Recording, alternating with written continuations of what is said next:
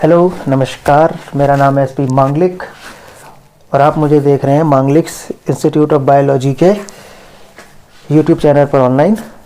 हाँ जी, तो अभी तक हमने देख लिया एंडोक्राइन का इंट्रोडक्शन, पैनक्रियास का इंट्रोडक्शन, इंसुलिन की सिंथेसिस, उसके स्ट्रक्चर और इंसुलिन का सिक्रीशन। हाइपरग्लाइसीमिया क्या है, कब बोलेंगे हाइपरग्लाइसीमिया है, नॉर्मल ग्लूकोज लेवल क्या है, ये सब हम लोग चेक कर चुके हैं।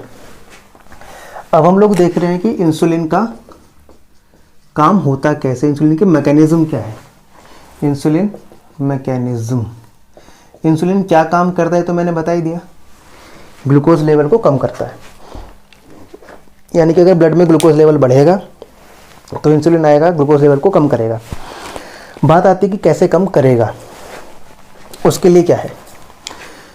इंसुलिन, देखो कोई भी ब्लड के अंदर हजारों प्रोटीन घूम रहे हैं, ब्लड के अंदर हजारों चीज़ें घूम रही हैं, कौन सी चीज़ को कहाँ पे काम करना है ये उनको पता नहीं रहता है। करना क्या होता है कि अगर ये प्रोटीन कोई ब्लड के अंदर घूम रहा है तो जिस भी सेल के ऊपर इसका काम आना चाहिए उस सेल के ऊपर इसके लिए एक मैग्नेट टाइप की चीज़ जोड़ देते हैं। यानी कि अगर ये सेल है, इसके ऊपर ये मैग्नेट टाइप की चीज़ लगा दी, ये ब्लड में घूमता घूमता आएगा और रैंडमली कभी भी यहाँ पे हिट कर देगा। क्योंकि ये स्ट्रक्चर कंपैटिबिलिटी है तो ये जाके इससे अटैच होगा। जैसे अटैच होगा अब सेल के अंदर कुछ काम स्टार्ट होंगे, उसकी वजह से क्या आएगा, रिस्पॉन्स आएगा। कंडीशन क्या है कि इंसुलिन ब्लड में घूम रहा है, यहाँ पे ग्लूकोज लेवल हाई है, इसकी वजह से इंसुलिन भी आ गया।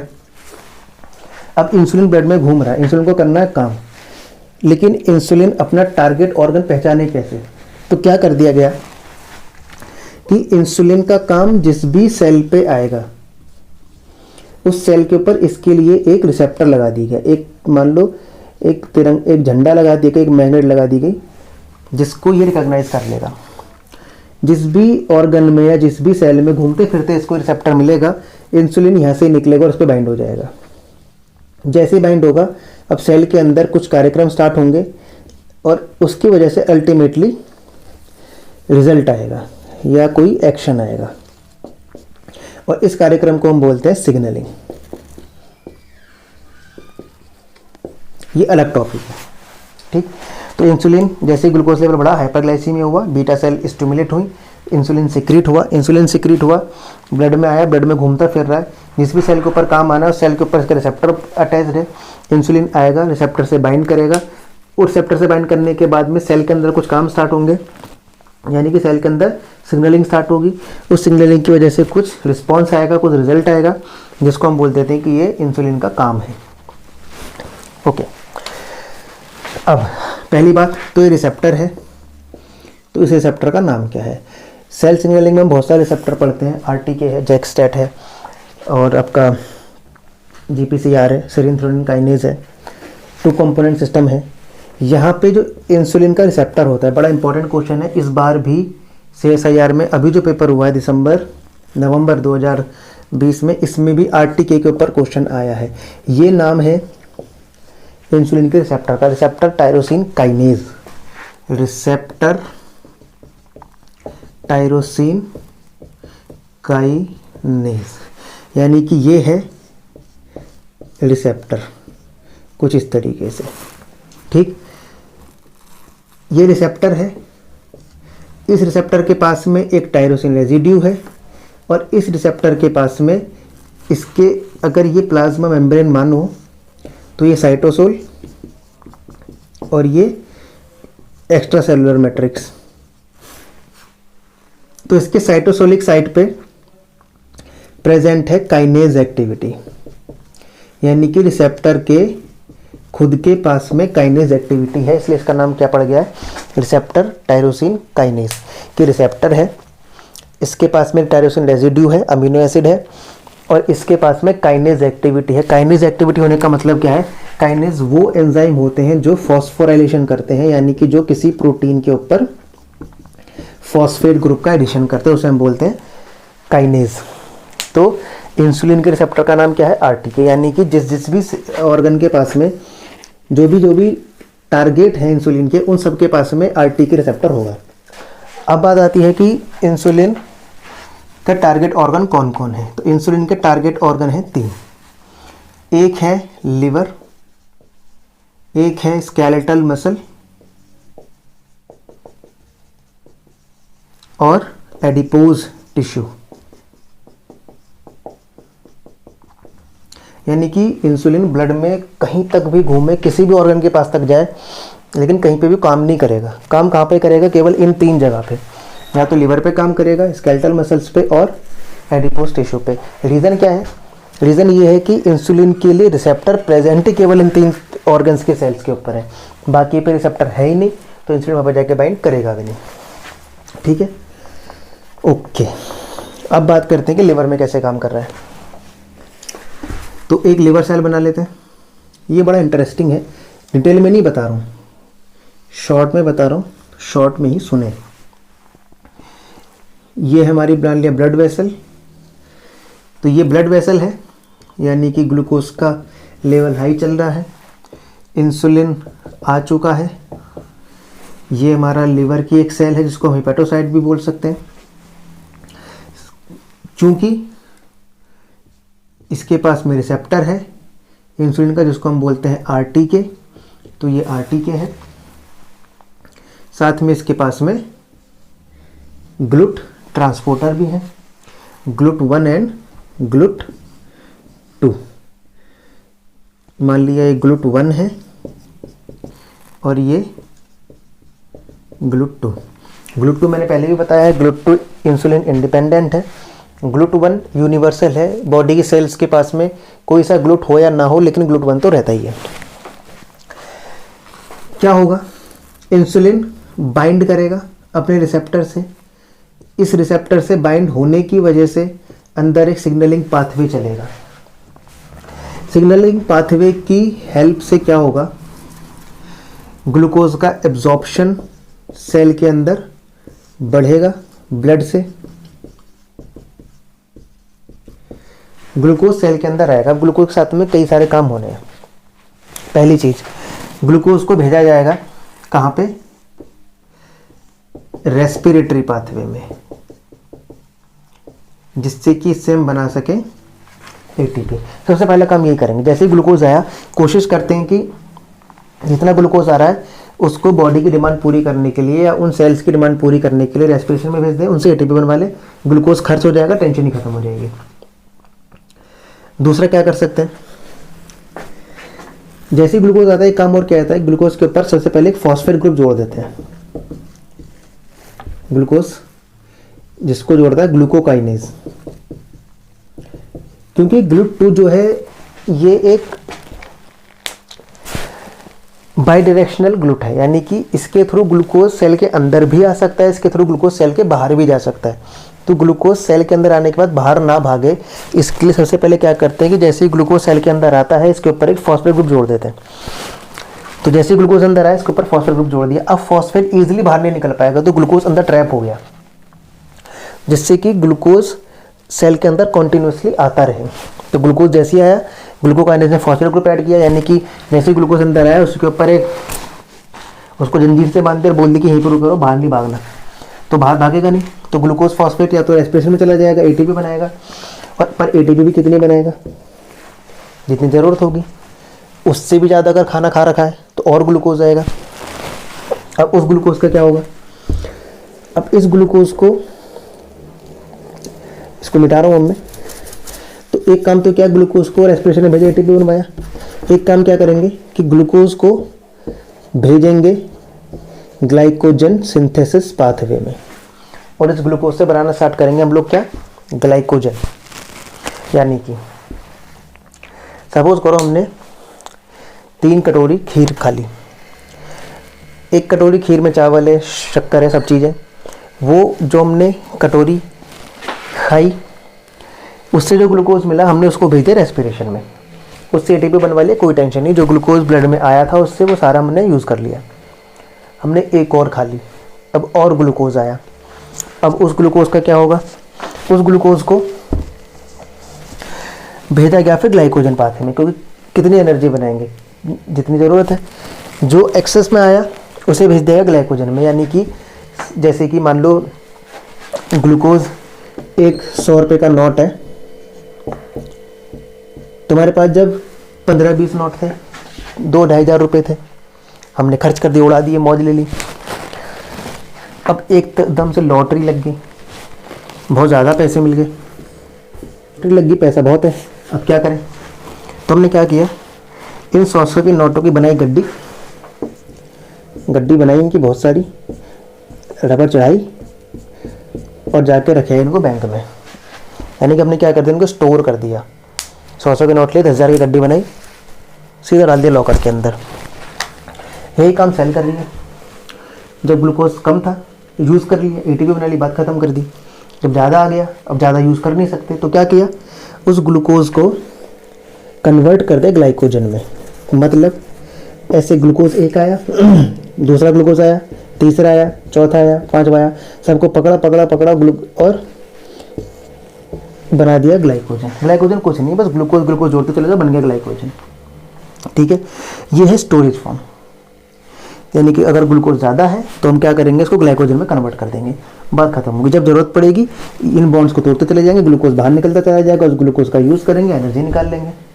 ज़्यादा है तो कोई टेंशन नहीं, ग्लाइकोजन तो बना हुआ ही है। तो लीवर ने क्या काम किया, लीवर ने 2 काम किया। पहले बात तो ग्लूकोज अंदर आया, इंसुलिन की वजह से सारे काम हो रहे हैं। ग्लूकोज अंदर ज़्यादा आना स्टार्ट हुआ, रेस्पिरेशन हुआ, एटीपी की फॉर्मेशन स्टार्ट हुई। दूसरा, जितनी ज़रूरत थी बना लिया। उसके बाद में क्या किया, जब और ग्लूकोज आया तो हमने उसको क्या कर दिया, स्टोर कर दिया ग्लाइकोजन की फॉर्म में।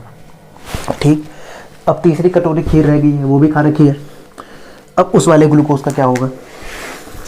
ठीक, उस वाले ग्लूकोज का होना ये है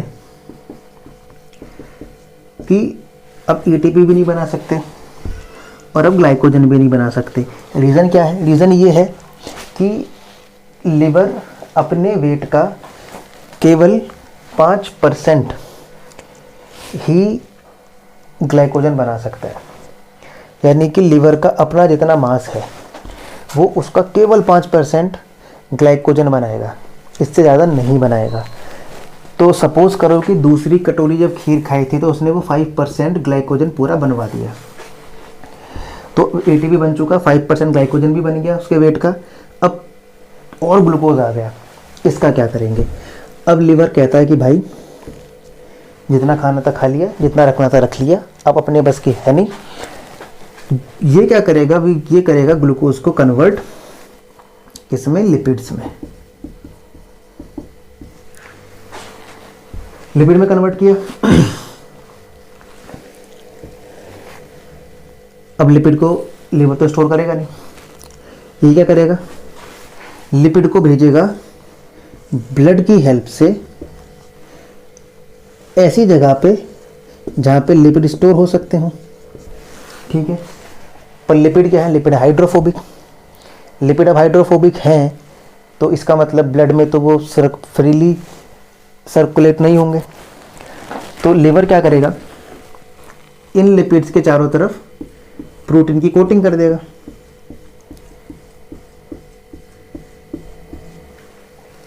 अब लिपिड है प्लस प्रोटीन है तो इसको हमने क्या बोल दिया, लिपोप्रोटीन। Lipid plus protein. अब क्या हुआ कि क्योंकि प्रोटीन तो सॉल्युबल होते हैं ब्लड में, वाटर में, हाइड्रोफिलिक है, तो प्रोटीन का आउटसाइड बना दिया तो हाइड्रोफिलिक एनवायरनमेंट हो गया। उसके बीच में छुपा दिया हमने लिपिड्स को।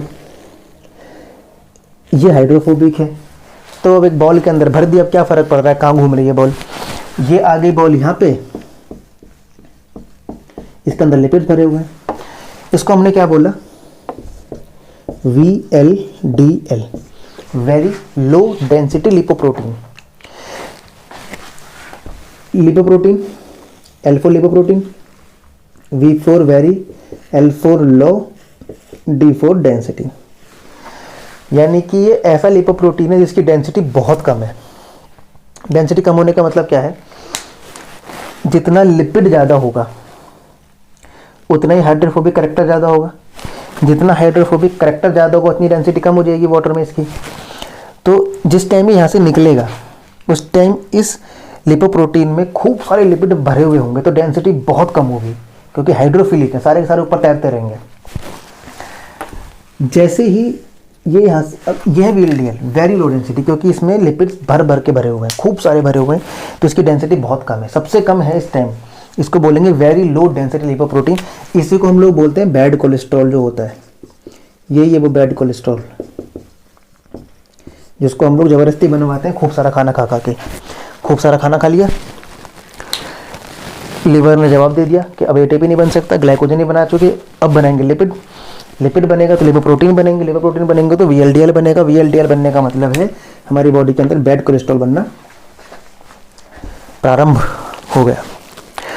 VLDL बना, अब ये VLDL ब्लड में घूमेगा। अब जैसे ये VLDL ब्लड में घूमेगा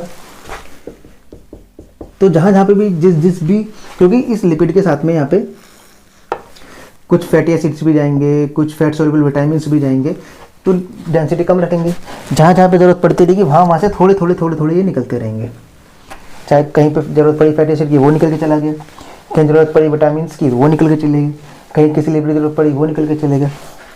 तो फिर ये कन्वर्ट होते रहते हैं VLDL से LDL, यानी लो डेंसिटी लिपोप्रोटीन। थोड़े से और फैट लिपिड्स निकल गए तो इसकी डेंसिटी थोड़ी बढ़ गई, तो इसको हाई डेंसिटी लिपोप्रोटीन बोल दिया। मुद्दा ये है कि इसने लिपिड बनाए, प्रोटीन कोट चढ़ाया, लिपोप्रोटीन बना दिए, क्योंकि इनकी डेंसिटी बहुत लो है इसलिए बोला VLDL, और ये VLDL जाके स्टोर हो जाएंगे, या ये लिपिड्स या ये फैट्स जाके स्टोर हो जाएंगे एक स्टोरेज ऑर्गन में, और उस स्टोरेज ऑर्गन का नाम क्या है? Adipose tissue. एडिपोज टिश्यू क्या है? जो ये बेली रीजन में जो ये चर्बी है, बेली रीजन जो सेल्स हैं, ये है एडिपोज टिश्यू। जो टायर लिए घूम रहे हैं बहुत सारे लोग, फैमिली पैक लिए घूम रहे हैं, वो एडिपोज टिश्यू है एक्चुअल में, ठीक है। तो इंसुलिन में ये काम हो रहा है, सॉरी लिवर में ये काम हो रहे हैं। इंसुलिन ब्लड में घूमता हुआ आ रहा है, उसको लिवर सेल दिखी, उसने क्या किया, रिसेप्टर से बाइंड हुआ, उसकी वजह से ग्लूकोज का ट्रांसपोर्ट स्टार्ट हुआ। ग्लूकोज सेल के अंदर घुसते ही उसके ऊपर फॉस्फेट ऐड कर दिया, जंजीर बांध दी कि अब कहीं नहीं भागना, यहीं रुकना है, रुक गया। अब सोचा कि चलो पहले इससे ATP बना लेते हैं, मज़ा ले लेते हैं, खर्च कर लिया, मज़ा ले लिया, अब मज़ा पूरा हो गया। अब सोचा क्या करें, अब बैंक में जमा कर दो, ग्लूकोज का ग्लाइकोजन बनाया, स्टोर कर दिया। प्रॉब्लम यह है कि लिवर अपने मास का केवल 5% ही बना सकता है ग्लाइकोजन। इससे ज़्यादा ग्लूकोज आएगा तो वो कन्वर्ट करेगा उसको लिपिड में, उसको VLDL की फॉर्म में ट्रांसपोर्ट कर देगा, और वो जाके स्टोर हो जाएगा एडिपोज टिश्यू में। तो अब हम आ गए हैं कहाँ पे? ये हम आ गए स्केलेटल मसल्स पे। लिवर में हमने देख लिया क्या काम हो रहा है, हम लोग देख रहे हैं स्केलेटल मसल्स में क्या काम हो रहा है। स्केलेटल मसल्स में क्या कर रही है? जो GLUT1 तो प्रेजेंट होगा ही होगा, GLUT1 के साथ साथ स्केलेटल मसल्स में GLUT4 भी प्रेजेंट है, लेकिन वो प्रेजेंट है एक वेसाइकिल से अटैच्ड, वो मेम्ब्रेन पे नहीं है, वो वेसाइकिल से जुड़े हुए हैं और मेम्ब्रेन से अलग है, सेल के अंदर है। ये कौन से ग्लूट हैं? GLUT4। अब जैसे इंसुलिन आके बाइंड करेगा अपने रिसेप्टर से, फिर एक मैकेनिज्म चलेगी, सिग्नलिंग मैकेनिज्म, और उस मैकेनिज्म की हेल्प से क्या होगा कि ये जो वेसाइकिल है ये फ्यूज़ होगी जाके मेम्ब्रेन के ऊपर। अगर ये मेम्ब्रेन के ऊपर फ्यूज़ होगी तो इसके ऊपर जो ट्रांसपोर्टर है GLUT4 वो भी कहाँ आ जाएंगे? मेम्ब्रेन के ऊपर। क्योंकि ये GLUT4 मेम्ब्रेन के ऊपर तब गए जब इंसुलिन आया है, इसलिए इनको बोला जाता है इंसुलिन डिपेंडेंट, या इंसुलिन के लिए रिस्पॉन्ड करने वाले ग्लूट कौन से? GLUT4 important. अब जब GLUT4 आ गया है तो इससे ग्लूकोज भी अंदर आएगा, ग्लूकोज अंदर आएगा तो अब सेल के अंदर क्या हो रहा है? सेल के अंदर अब ग्लूकोज आना स्टार्ट हो गया। फिर से वही बात, ग्लूकोज फॉस्फेट ऐड कर दिया। अब स्केलेटल मसल भी सोचिए क्या करें, उसने भी ये प्लान बनाया कि एक काम कर रहे हैं, हम भी इसको खर्च कर लेते हैं। रेस्पिरेशन में भेजा, ग्लाइकोलिसिस हुआ, TCA साइकिल चली, उसने भी ATP बना लिया।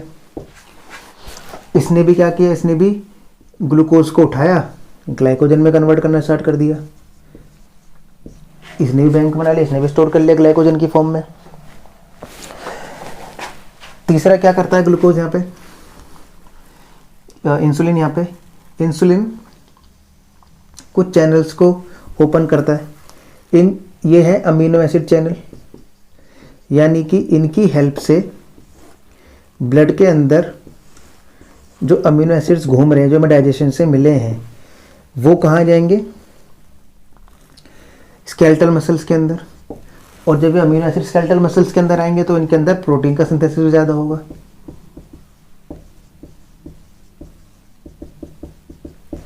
तो स्केलेटल मसल्स में इंसुलिन ने क्या कराया? इंसुलिन ने क्या किया? रिसेप्टर से बाइंड हुआ, सिग्नलिंग मैकेनिज्म चला। सिग्नलिंग मैकेनिज्म चलने से जो वेसाइकिल में फ्यूज थे हमारे GLUT4, इंसुलिन डिपेंडेंट ग्लूट, वो वेसाइकिल फ्यूज हुई जाके मेम्ब्रेन के ऊपर, जिससे ही GLUT4 मेम्ब्रेन पे आ गए। GLUT4 मेम्ब्रेन पे आए तो GLUT4 की हेल्प से ग्लूकोज भी आया सेल के अंदर। सेल के अंदर ग्लूकोज आया तो उसको भेजा रेस्पिरेशन में एटीपी बनाने के लिए। जब पूरा हो गया फिर इससे ग्लाइकोजन बनाया, स्टोर कर लिया। फिर क्या किया इंसुलिन ने? एक काम और किया कि इसने अमीनो एसिड चैनल खोल दिए, जिसकी वजह से अमीनो एसिड ग्लूकोज से स्केलेटल मसल्स के अंदर आया। उसकी वजह से प्रोटीन सिंथेसिस इंक्रीज हुआ स्केलेटल मसल्स में। ठीक है, तो 4 काम किए इसने, 3 काम किए, 4 काम। पहला, वेसाइकिल फ्यूज कराई, GLUT4 को लेकर आया, अपरेगुलेट किया, रेस्पिरेशन बढ़ाया, ग्लाइकोजन बनवाया, प्रोटीन सिंथेसिस को बढ़ाया। ये काम किया इंसुलिन ने स्केलेटल मसल्स में। स्केलेटल मसल जब भी रेस्टिंग फेज में होगी वो हमेशा एनर्जी सोर्स की तरह फैटी एसिड को यूज़ करेगी, और जब भी कोई वर्क, फिजिकल वर्क हम करेंगे उस टाइम पे हमारी जो मसल्स हैं वो यूज़ करेंगे ग्लूकोज को एनर्जी सोर्स की तरह। लास्ट ऑर्गन है हमारा एडिपोज टिश्यू। लास्ट ऑर्गन है हमारा एडिपोज टिश्यू। इसमें भी देखो क्या हो रहा है, ग्लूकोज का लेवल हाई है। ग्लूकोज का लेवल हाई है तो इंसुलिन आया हुआ है। इंसुलिन आया हुआ है तो इंसुलिन का रिसेप्टर एडिपोज टिश्यू के ऊपर भी प्रेजेंट है। इंसुलिन बाइंड करेगा यहाँ पे। जो सेम कंडीशन स्केलेटल मसल्स में थी वही सेम कंडीशन यहाँ पे है कि यहाँ पे GLUT4 वेसाइकिल के ऊपर पैक्ड है, मेम्ब्रेन के ऊपर नहीं है। जब इंसुलिन की रिसेप्टर से बाइंड होने के बाद सिग्नलिंग चलेगी, उस सिग्नलिंग की वजह से ये मेम्ब्रेन फ्यूज होगी जाके, वेसाइकिल फ्यूज होगी जाके मेम्ब्रेन के ऊपर, जिससे कि GLUT4 आ जाएंगे आपके मेम्ब्रेन पे। GLUT4 मेम्ब्रेन पाएंगे तो यहाँ से ग्लूकोज एंटर करेगा सेल के अंदर। ग्लूकोज सेल के अंदर एंटर करेगा तो फिर वही काम कराया जाएगा। पहले कोशिश करो खर्च करने की, एटीपी बना लो। एटीपी नहीं बन पाया अगर, तो फिर ये ग्लाइकोजन नहीं बनाएंगे। एडिपोज टिश्यू में क्या होता है? फैट स्टोर होते हैं। फैट स्टोर होने का मतलब क्या है कि इनके पास कैपेसिटी है लिपोजेनेसिस की, लिपिड बनाने की। तो ये क्या करेंगे? इस ग्लूकोज का यूज़ करेंगे। ग्लूकोज से ग्लाइकोलिसिस चलेगा, पायरुवेट बनेगा, पायरुवेट से फिर एसिटाइल को एंजाइम ए बनेगा, और ये फिर क्रेब्स साइकिल में जाने की बजाय ये जाएगा आपका और बनाएगा फैटी एसिड। और इसी रेस्पिरेशन के पाथवे के बीच में, अगर आपको याद हो ग्लाइकोलिसिस में तो DHAP बनता है, डाइहाइड्रोक्सी एसीटोन फॉस्फेट, 3rd या 4th स्टेप में। ये DHAP से बनेगा यहाँ पे ग्लिसरॉल, यानी कि रेस्पिरेशन में जब जाएगा तो कुछ ATP बना देगा। बाकी में क्या काम करेगा? ग्लाइकोलिसिस चलेगा तो उसमें जो DHAP बनता है उससे बन जाएगा ग्लिसरॉल, और पायरुवेट एसिटाइल कोएंजाइम से बनेगा फैटी एसिड।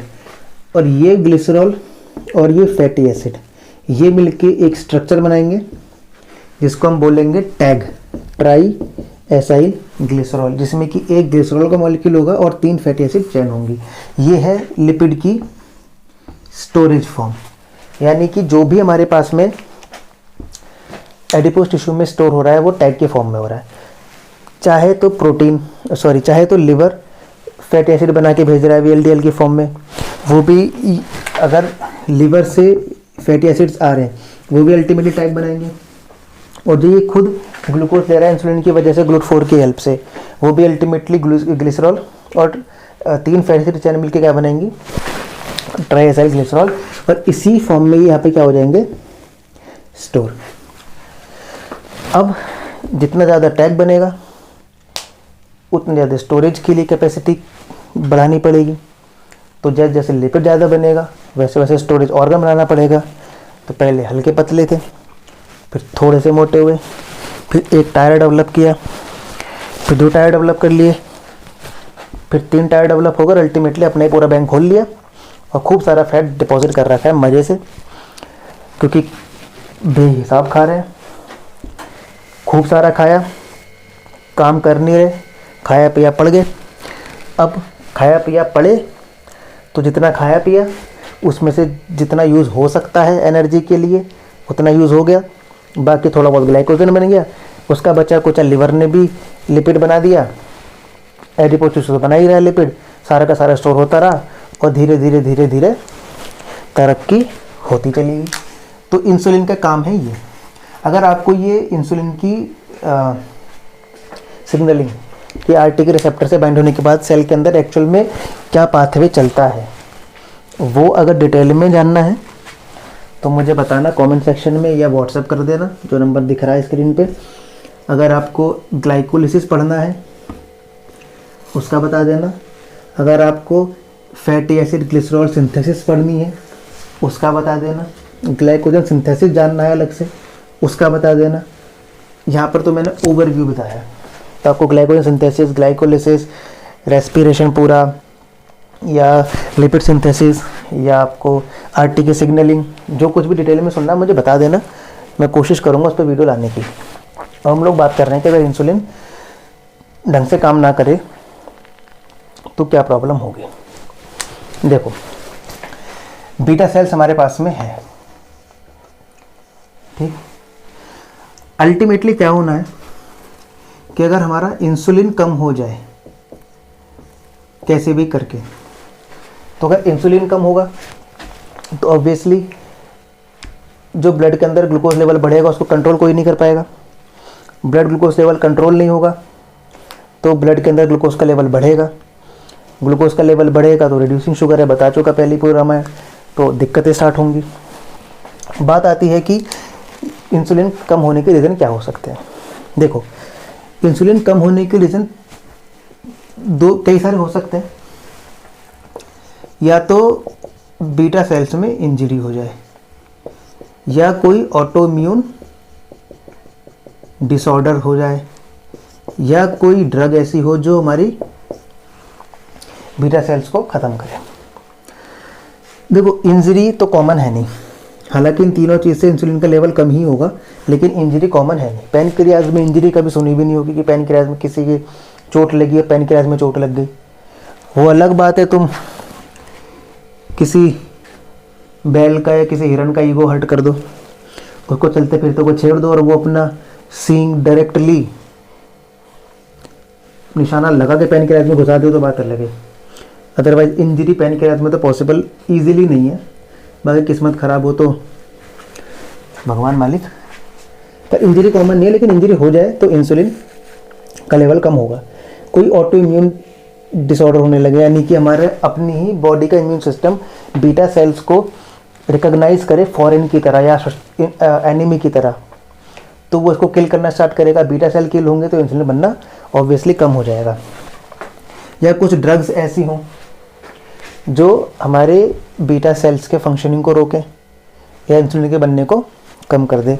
कुछ वायरल इन्फेक्शन भी होते हैं, कुछ वायरस जैसे कि रूबेला वायरस है, ये स्पेसिफिकली बीटा सेल्स को डैमेज पहुंचाता है, इंसुलिन के बनने को कम कर देता है, इंसुलिन बनना कम हो जाता है। बहुत सारे रीज़न हो सकते हैं, तो मेन मुद्दा है इंसुलिन कम हो गया, ठीक। अब इंसुलिन कम होगा तो ऑब्वियसली हमारी ब्लड के अंदर हाइपरग्लाइसीमिया कंडीशन रहेगी। अब इंसुलिन का लेवल बढ़ेगा तो होगा क्या, डायबिटीज़ मेलाइटस। डायबिटीज़